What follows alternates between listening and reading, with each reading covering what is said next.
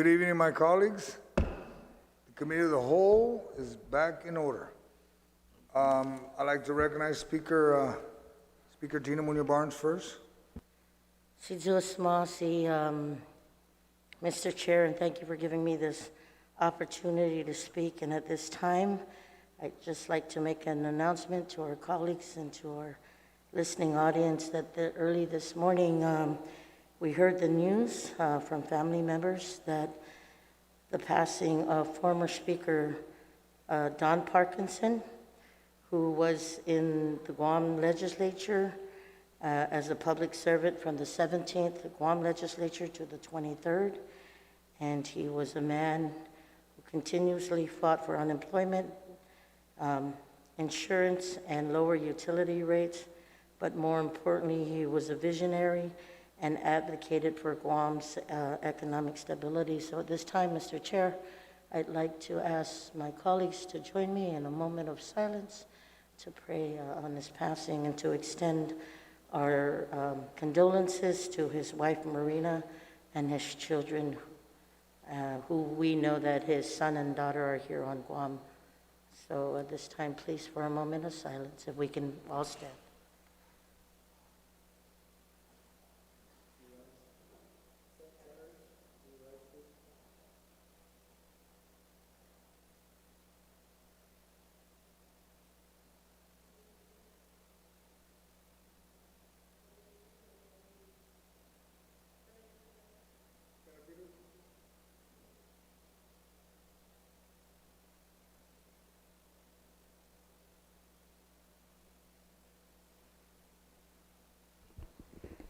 Mr. Chair, thank you very much. Thank you, Madam Speaker.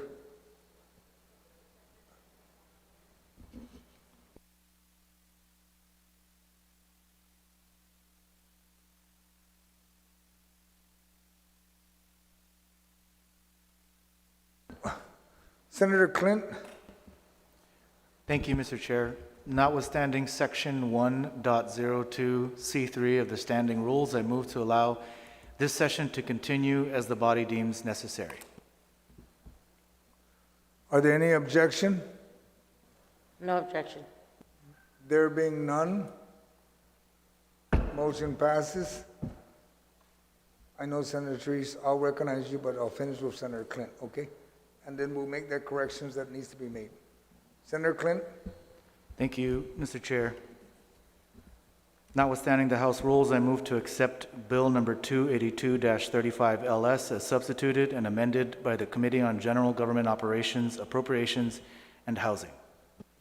Are there any motions or on the motion to accept Bill 282-35 LS as substituted and amended? Are there any objection?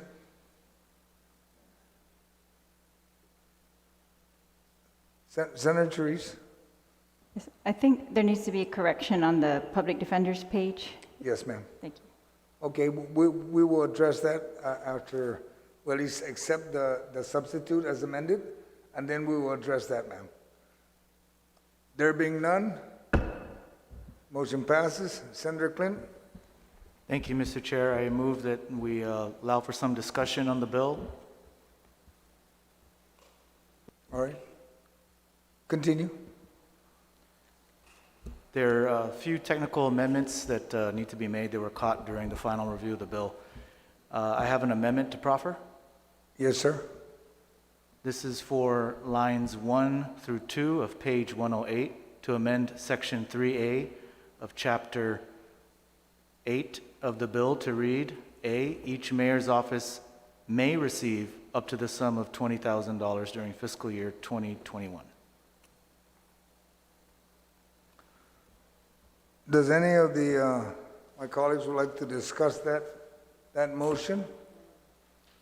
There being none, are there any objection to that motion?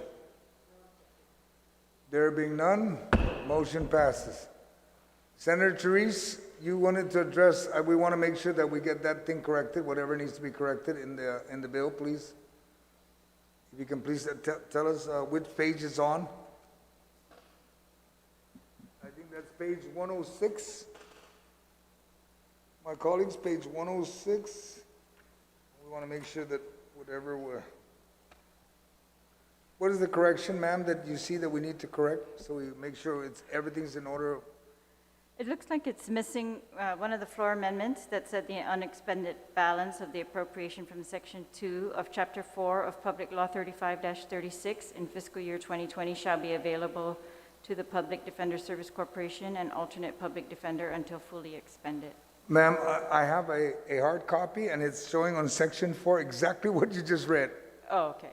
In Section 4? Yes, it's on section 4 on page 106, the unexpended balance of the appropriation in section 2 of part 2, chapter 7 of Public Law 3536 in fiscal year 2020 shall continue to be available to the Public Defender Service Corporation and the alternative public defender until fully expended. And line 19 to 22? I think it's saying Chapter 7, and it's supposed to say Chapter 4, IV. Oh. All right, so it should say, instead of chapter 7, it should say chapter 4? Ma'am? Yes. Okay,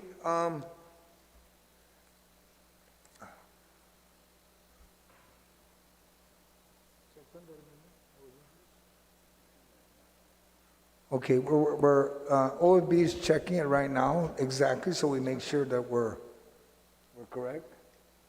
Just give it a couple of minutes, and then we'll make sure that we correct that.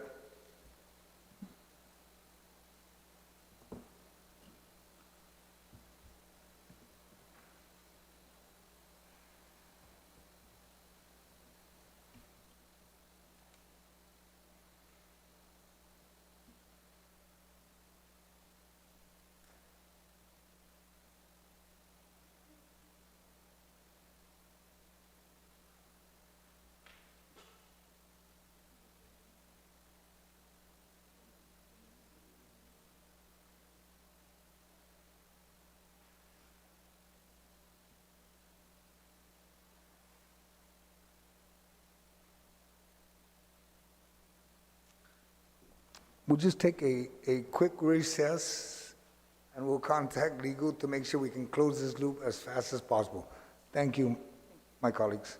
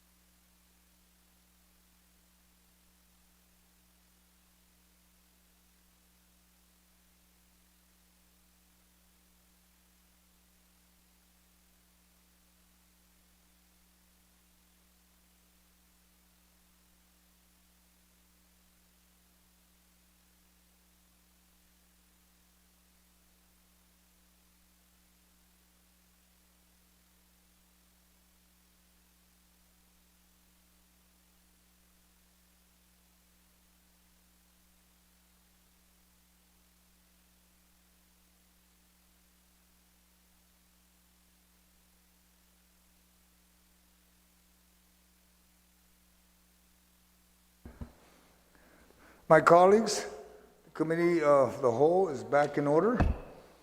That is correct, Senator Therese.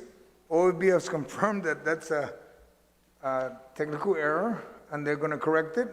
So we'll make sure that it's in the bill, that the Chapter 4 should read Chapter 7 should read Chapter 4. Thank you very much, Mr. Chair. I hope there's no objection to that technical correction. So on her motion, Bam, Senator Therese, on Senator Therese's motion to make the technical corrections, any objection? No objection. Thank you, no objection. Motion carries. Senator Clint. Thank you, Mr. Chair. I move to rise from the Committee of the Whole. Oh, you need to.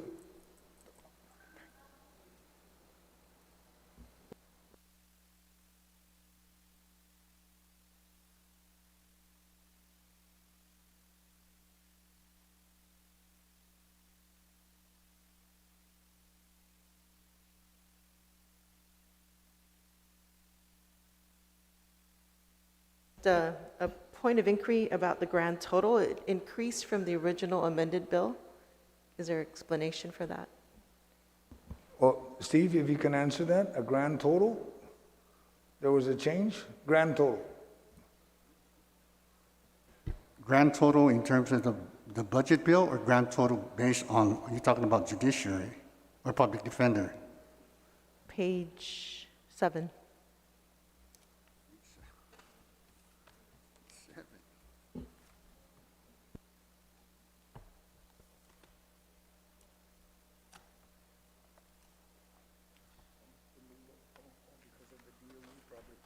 Probably because of the DOE and the, I don't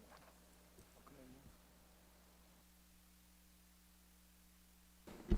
Senator, the grand total changed because, of course, as you go through the bill, all the amendments made on the bill will change the total.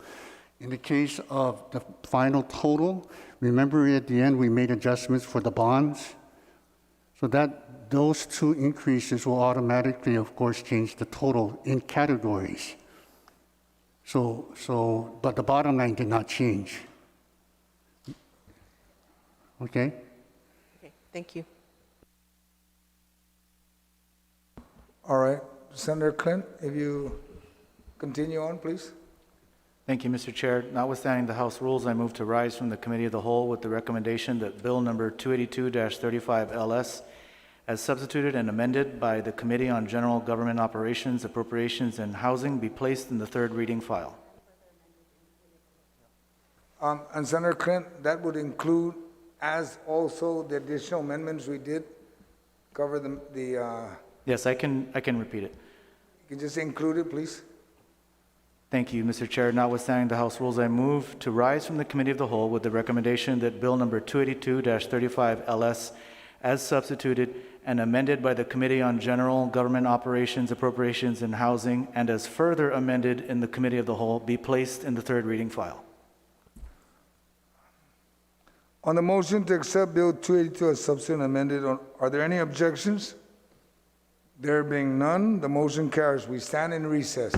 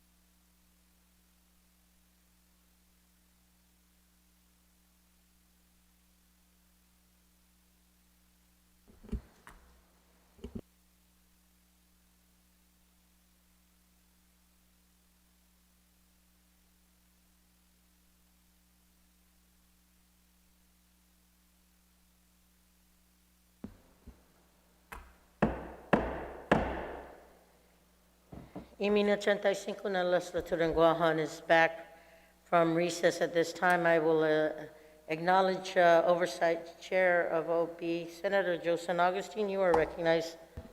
Thank you, motion. Madam Speaker. I wish to report back to the body that Bill number 282-35 LS, as substituted and amended by the Committee on General Government Operation, Appropriation and Housing, was discussed and amended in the committee, and further amended in the Committee of the Whole, with a recommendation to place on the third reading file. And I move that we go to the third reading file and we vote without engrossment. On that motion, are there any objections? Hearing or seeing none, motion carries.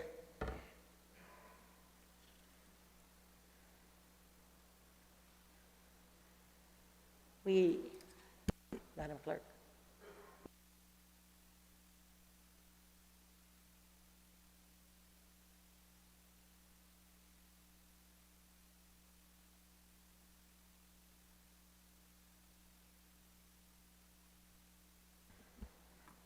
Thank you, Clerk. We are in third reading, colleagues. We will now call for the vote. Madam Clerk, roll call, please. Senator Castro. Ungen. Senator Castro, aye. Senator Lee. Pass. Senator Lee, pass. Senator Marsh-Titano. Senator Marsh-Titano, aye. Senator Moylan. Nay. Senator Moylan, nay. Senator Munya. Senator Munya, aye. Speaker Munya Barnes. Pass. Speaker Munya Barnes, pass.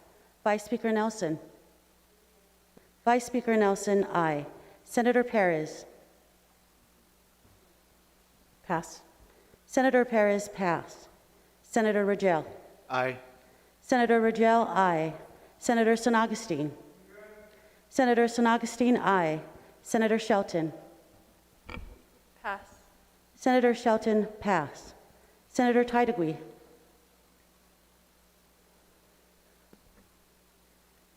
Ungen. Senator Titagui, aye. Senator Pito Terlahi. Senator Pito Terlahi, aye. Senator Therese Terlahi. Ungen. Senator Therese Terlahi, aye. Senator Torres. Ungen. Senator Torres, aye.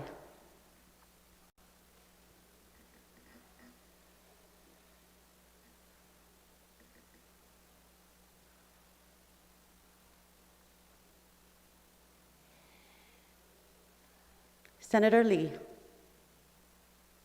Ahi. Senator Lee, nay. Speaker Munya Barnes. Pass. Speaker Munya Barnes, pass. Senator Perez. Ungen. Senator Perez, aye. Senator Shelton. Ungen. Senator Shelton, aye.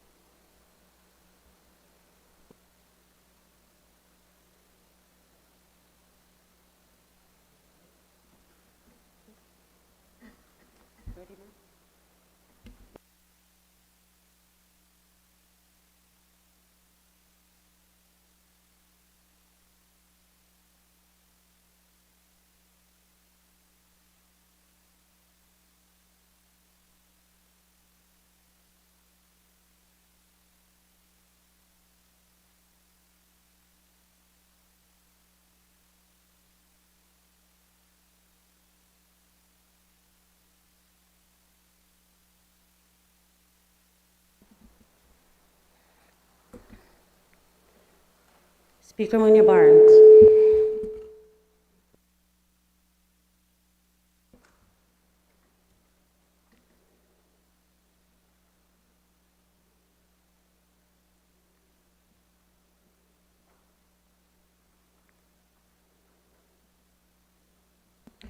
Ungen. Speaker Munya Barnes, aye.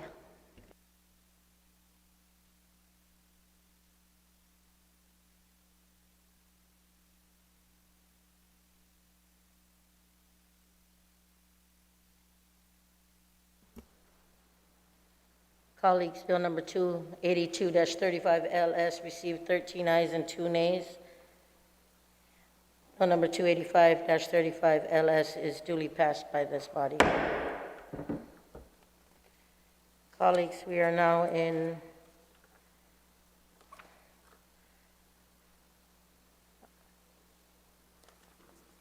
item number 18, brief extension of remarks. Anyone for brief extension? Senator Perez, and then Senator San Augustine. Senator Perez. Thank you, Madam Speaker. In these unprecedented times, this body bears a solemn responsibility of developing a budget that will properly fund services to our people while minimizing expenses to navigate these lean and unpredictable times. Every member of this body understands the difficulty of striking this balance, and for many long nights, we worked hard toward this critical goal. Ultimately, we cut $66 million from the FY2020 budget. While difficult, these were not blind, reckless cuts. We bore into the details, we scrounged for savings, and questioned every assumption. This was a holistic and transparent approach. We stretched every dollar, found areas to defer costs, and improve efficiencies. We targeted three areas: cost cutting, living within our means, and serving our people. In regards to cost cutting, we practiced fiscal restraint by resisting the increase by $10 million to the budget that OFB projected. And while painful, we removed appropriations for vacant positions and committed to keeping within this lean budget. So to reduce costs, we must ensure the impact of every taxpayer dollar is maximized through our purchasing process. And this budget includes measures to cut government spending through planned procurement by requiring agencies to develop and follow procurement plans that reduce costs through bulk purchasing and reduce shipping costs. Not only would this reduce the cost overall, but it would help our government and local businesses by facilitating timely procurement. Living within our means. We incorporated innovative solutions to assist government agencies to stay within their budgets. We added language allowing unexpended balances to remain within respective agencies, ensured debt service remained intact by correcting the assumption of gains and refinancing of the JFK and hot bonds. We authorized CAHA and Commission to create sister nonprofits to seek grants that are not available to governments themselves. The long-term strength of our government lies in the systems of checks and balance, and this budget strikes a strong balance between empowering our governor to respond flexibly to changing facts on the ground while ensuring transparency and accountability. To this end, we maintain the 15% transfer authority and requiring legislative action for any expenditure of surplus funds. In serving our people, we must never reduce the effectiveness of services of our government. The budget must ensure that critical positions are filled, that proper tools and equipment are available to our frontliners, and that we honor and leave for critical frontline personnel without creating shortfalls in service. And we expand contact tracing.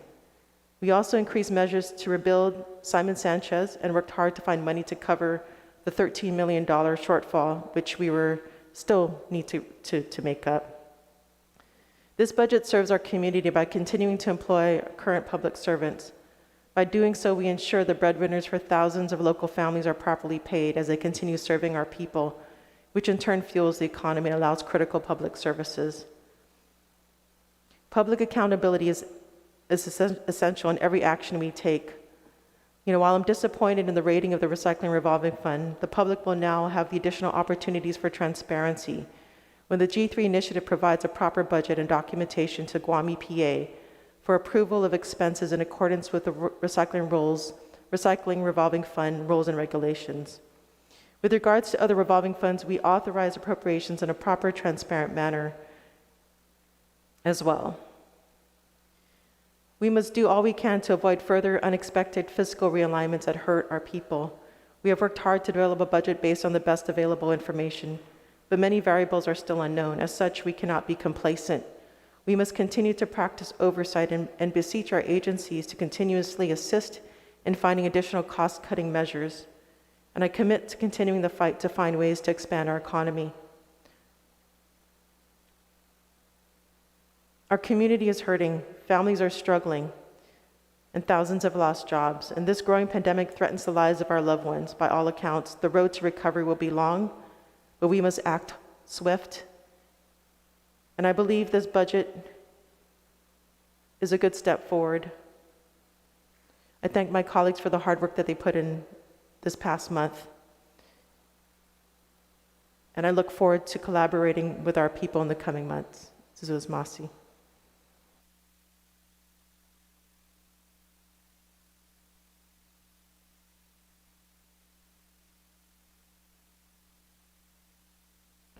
Senator Joseph Augustine, you are recognized.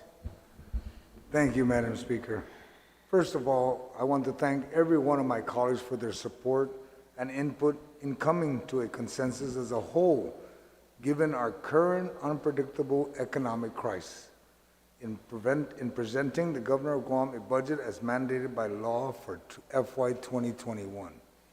I would also like to thank the Office of Finance and Budget Director Steve Guerrero and his dedicated staff who worked tirelessly in crunching the numbers given what we had to work with while taking into consideration our government's economy condition during this unforeseen pandemic crisis which continues to plague our economy.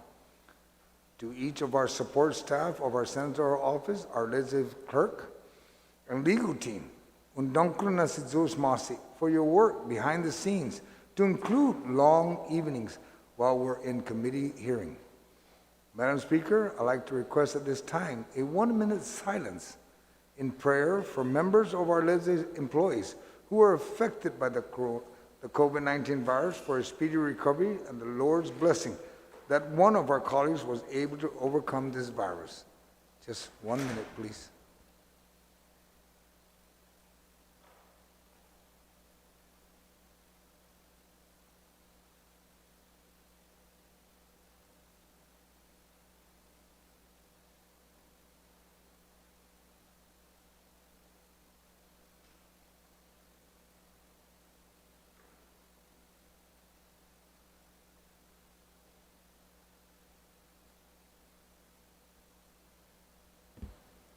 Tonight, my colleagues, we have come to the pinnacle of our duty as legislators. The primary responsibility of this body is to ensure that we pass a balanced budget for our government to operate for the next fiscal year. And I believe we have accomplished that task along party lines. Madam Speaker, earlier this year, this body was presented with the governor's budget request pre-COVID. The budget outlined optimism was going to be a great year ahead. Collections were up, and revenues showed some of the best days were coming while keeping sight with what was on the horizon. Unfortunately, on that horizon, the devastating effects of coronavirus began to trickle into our island. That the governor instituted closures of non-essential government service and private businesses. The governor mandated quarantine for incoming visitors and returning residents. GovGuam began its work in combating COVID to flatten the curve, to eradicate this silent and invisible enemy, an enemy inside a Trojan horse that eventually disrupted our local economy. In February, the effects of COVID began to show its impact in our numbers. We began to see our business shorten their hours and for some close their doors. Many lost hours of work, were furloughed or laid off altogether. Not too soon after, government revenues continued to fluctuate with various factors affecting our optimism for a better year. Knowing that the governor's budget request and the economic downturn in our government due to COVID, we made requests over several meetings and discussions for the administration to offer a government realignment plan, a new FY21 budget proposal, and other methods for which we can address moving forward with current and future budget restraints. Madam Speaker, for the record, none were received from the administration. The administration took the stand that all was well and there was no issues, despite an increase in unemployment. Who would have known it was going to be a challenging year that will affect us for the next few years? My staff and the Office of Finance and Budget, in tandem with the committee, began budget hearings. At their hearings, all the department agencies were buckled down. Absent a revised continued to work with administration and work hard in crunching the numbers in our substitute bill. Yet we still got criticized by many who were in disbelief that these numbers could not be real, and they were still too conservative. OFB continued to push forward and stand their ground, offering justification. In my last meeting with the governor, she agreed to the 775 that was presented to her. A week later, and days before our substitute bill was released for session, we received a request from the administration to increase the revenues first 5 million, then 6, then 7. Again, we pushed forward, knowing that much was to be discussed. In comparing levels of appropriation with our proposed and the governor's request, we can be confident that they are proportionate. When we began our deliberation in session and the committee of the whole, it came to a complete halt. COVID hit the bloodline of our institution. We learned that the staff and our colleague tested positive. This is a reality that many of us were not familiar with. We managed to move into the committee meeting where we agreed and disagreed on various issues. And in the end, here we are. We as a whole came to a consensus. Tonight, history was made in tackling one of the most economically challenged budgets in our island history because of an unforeseen enemy, the deadly COVID-19, that would change the course of our island and the rest of the world. I'm delighted with the outcome of this budget bill and look forward to further assisting our island departments and agencies with additional resources as they become available. In the end, we owe it to our people to ensure we do not lose sight of the services and programs that our people need, and in times like these, we acknowledge the sacrifices that have been made to ensure we come out of this together. In closing, Madam Speaker, I wish to thank you and our colleagues for your active participation in this process as we work to address the needs of our community during these challenging times. Madam Speaker and colleagues, our work is never done, and as long as someone needs assistance, our work will continue to tackle the many issues our people face. They are our family, our friends, our neighbors. Even when times are tough, we come together and help each other. That's what family is. That's inafamali. Our history has shown us that our people are the most resilient in the world, and that is why I know we will get through this together. We pray that this will soon pass and that better days are coming. Thank you, Madam Speaker, for the opportunity to address this body and our people. Sizur Smasi. Jesus Masi, Senator San Agustin. Senator Terlahi, you are recognized. Thank you, Madam Speaker. And I'd like to first thank the Office of Finance and Budget Committee staff, our chairman, the clerk and her staff, and the Legal Bureau for all of their work on the budget during these last few weeks. And of course to my own staff, who's worked every version of this budget and scrambled to do the comparisons and the analysis and the 32 amendments we were able to successfully add to improve the bill. We all worked very hard on this budget because we knew that the government must do right by the people of Guam. Their lives and their safety depend largely on how we prioritize in the next fiscal year. We as senators had the difficult task of analyzing all of the revenue projections, agency reductions, and critical priorities set forth in this bill and had to make tough decisions during a time of so much economic uncertainty. Together, we are proposing to cut spending by $66 million and resisted adopting a higher revenue projection than what OFB can assure us at this time. And despite these overall cuts, we have ensured GMH will receive $750,000 more than in FY20 to improve patient care and safety, that it is authorized to hire nurses and respiratory therapists without limitation, that it will be paid at $2.8 million in services it provides to the Department of Corrections. And we have amended the bill to reaffirm that $10 million be dedicated for capital improvement projects and not lapse, and to continue to make the urgent improvements recommended by CMS and the Army Corps of Engineers without sacrificing operations. I'm also glad that many amendments were passed that ensure transparency and accountability in the often hidden aspects of government financing, including using current revenues to pay prior year obligations, spending excess revenues, and the governor's transfer authority, among other things. but I will admit that I'm not satisfied with all of the numbers and priorities finally agreed upon by the body, particularly as it pertains to public health, and particularly under the current emergency conditions we face, and even after the numerous different amendments that were adopted into this bill. It is my firm conviction that public health must be our priority today if we are to survive and to thrive despite this pandemic. The bill in its original form would have left the Department of Public Health and Social Services budget with a $13 million shortfall in operations, and it would have been short in local match amount to ensure Guam accessed the full federal amount available for Medicaid or CHIP insurance. Public health should be our number one priority, and I tried to increase funding for public health through the amendment process. And we were successful in securing lapses and flexibility so that the match amount can access the full $129 million in Medicaid and $34 million in CHIP available to Guam. And we set aside more money for MIP than last year.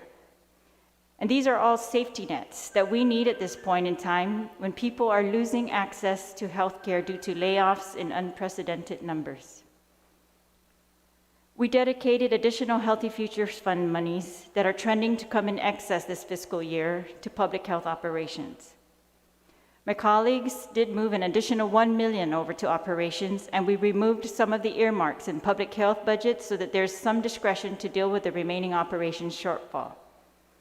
And while I tried to dedicate an additional $6 million to public health operations through quarterly review of the fiscal year 21 actual withholding and corporate revenues, unfortunately that did not pass. But we have preserved in other amendments a way to review and reprioritize nonetheless after the first quarter. And for immediate additional funding, we have authorized that the governor use the 15% transfer authority afforded to her by this bill to meet that need. There's more work to do after this budget is adopted, and we as a body will have to be diligent in the remaining months of this term and be ready to adapt and adjust swiftly to meet the health and economic crisis the people of Guam are facing. Public health must succeed in fiscal year 21, and thus we cannot celebrate the completion of this budget until we have provided public health all it needs to succeed. It is the safety net when all other options have failed.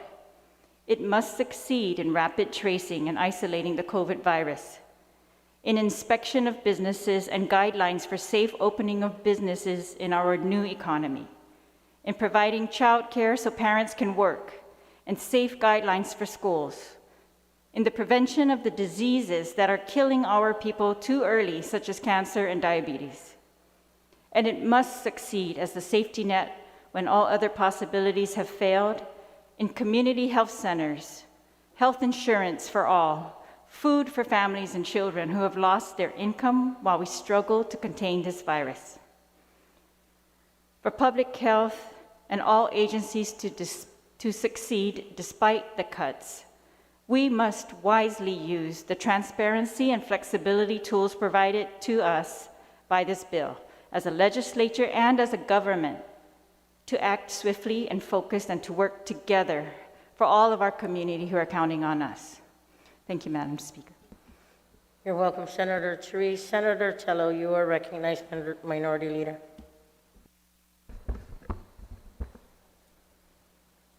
Sujus Masing, Madam Speaker.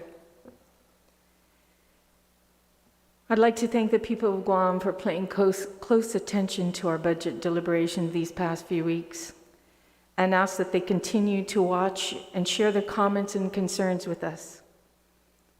Arriving at a final decision on the FY2021 budget bill was difficult for me for so many reasons. From the way our budget session and subsequent virtual meetings, especially these past several days, were conducted, and being fully aware of the bleak financial outlook facing our economy. Holding the line when it came to rosy revenue projections and efforts to fund pet projects was critically important. Though the budget bill is far from perfect, it is still miles apart from the proposals offered by this administration. However, our disagreements over these past few weeks will pass.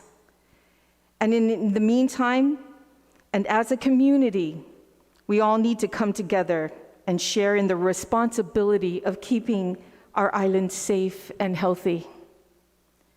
With the support of several of my colleagues, our most vulnerable children will have a fully operational foster care group home that will help of an additional $800 used from the FY2020 funds. Charter school students will have additional resources using available funds from FY2019 and FY2020 appropriations. Excess Healthy Future Fund revenues are prioritized for cancer patients and to cover shortfalls in public health operations. Protections are in place in next year's spending plan through a standalone provision, which is the first of its kind, preventing Adelup from spending unappropriated excess FY2020 and FY21 funds without appropriation from this legislature. In closing, Madam Speaker, while the revised FY2021 budget is not as conservative as I wanted, this by far does not stop this legislature and the next legislature from making additional cuts needed to this government. At a time when more than 30,000 Guamanians are out of jobs or have less hours to support their families, and with small businesses across our island struggling to survive, I honestly believe going into this year's budget deliberations that this legislature would do everything in our power to reduce and eliminate costs whenever possible, as well as introducing legislation that would assist our small businesses and families. Instead, we have a spending plan that continues to prioritize non-priorities over basic services in public health, education, and public safety. But going forward, while I support Bill 282, I remind this legislature, Adelup, and other decision makers of our solemn obligation to be good stewards of taxpayer dollars. Sidus Masi. Thank you, Senator Tideway. Anyone else for extension of remarks? Anyone else? If not, Senator Kelly, you are recognized. Sidus Masi, Madam Speaker. We came to an important step in the budget process by approving a budget by the time set in law. The matter now goes to the governor with the possibility that it may be coming back to the legislature. But I feel it's important at this time to take stock of what has been achieved. As people have noted, it's been an intensive 3 months of budget hearings, of budget sessions, and moving over to budget committee meetings. Given all of our unknowns, which span not just our island, but the entire world, we work to tighten our belts, even though many of the agencies, if not most, have already been pared down to their bare bones over the decades. We did our best in a very fiscally challenging situation to live within our means. We armed our agencies with as many tools as we could, letting them hold on to funds and not have them lapse, authorizing them to write grants, authorizing them to hire retirees, authorizing them to develop volunteer corps, everything that we could do at zero cost or minimal cost. There are still concerning shortfalls, and we will have to make this work by pulling together more than ever before.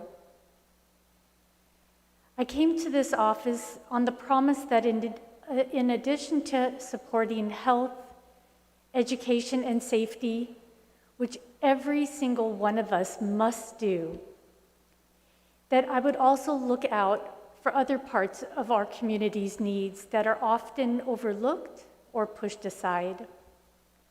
I promise to support the parts of our government that provide for our morale and our welfare, an important but often undervalued governmental role. In this budget, I work to do this.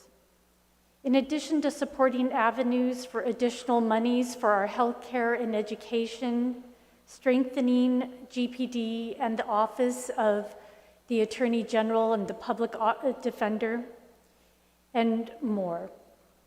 I, along with my colleagues, also supported the agencies and departments that care for our most vulnerable, our youth, our manamku, and those needing a helping hand.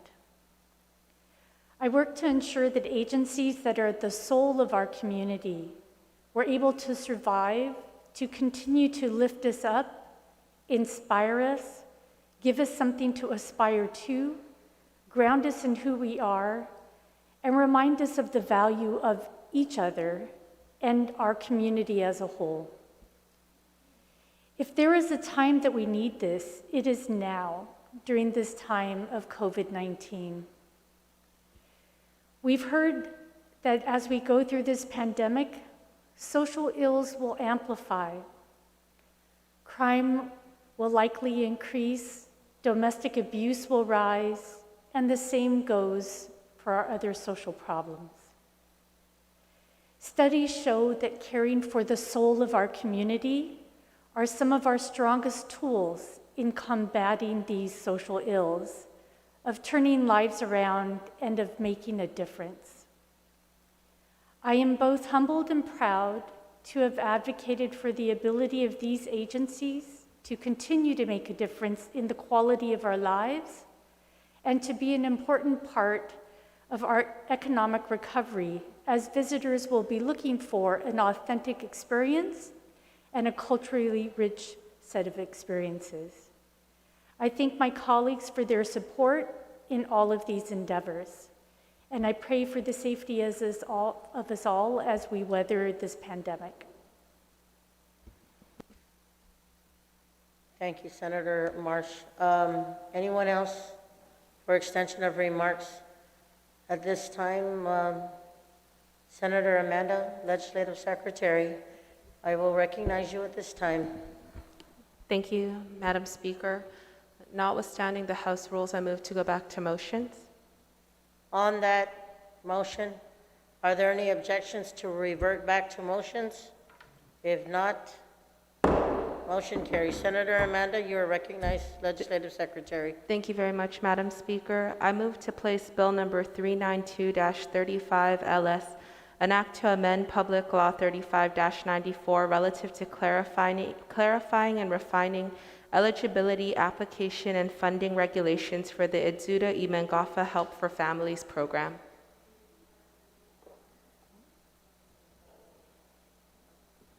And if I can make a comment, Madam Speaker.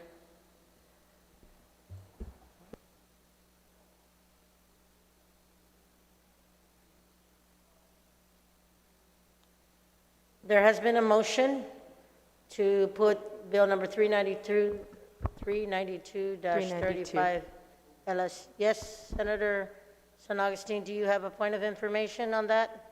No, ma'am, but Senator Shelton would like to comment about her bill. I guess it's part of her motion. I just Okay, I will go ahead and allow that give you a brief moment to say why. Thank you very much, Madam Speaker. As you all recall, in our last session, we passed Bill number 367-35, the Edzuda Imengafa Help for Families Act.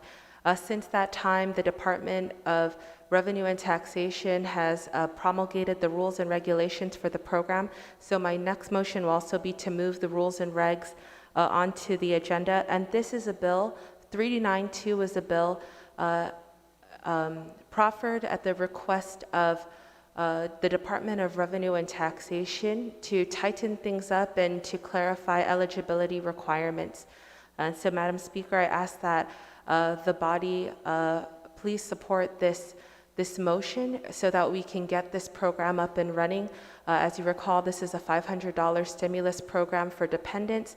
And as we remain in PCOR 1, families continue to struggle.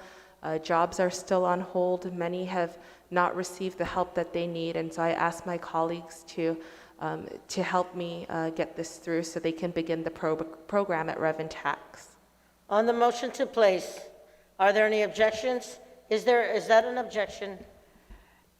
Madam Speaker, I don't object to this bill. The problem is, this is why we're here to do it again, because the first time we rushed and we didn't have a public hearing. Terlahi. And if we could just have a public hearing in an Senator Terlahi, expedited you are out fashion of order right to now at this time. address- I appreciate it. I will register that as an objection. All those in favor of this bill being put on the agenda, please signify by raising your hand. 5, 6, 7. Motion carries.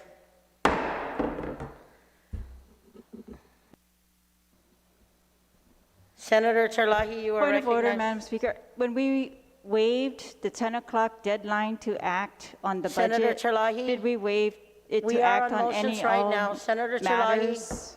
It's a Are point of we out order, Madam Speaker. I'm Legislative asking. Secretary, I will recognize you at this time.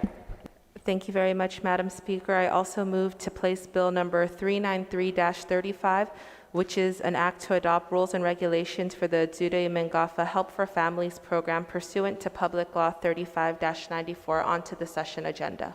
On that motion, is there an objection? Objection. There is an objection. All those in favor of that, please signify by raising your hand.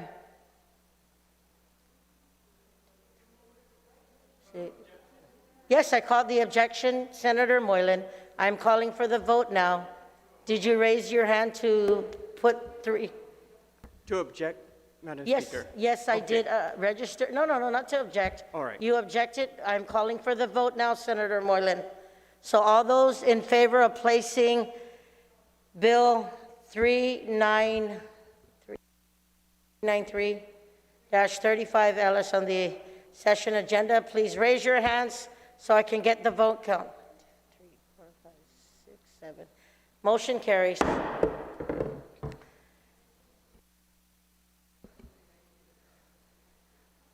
Recess.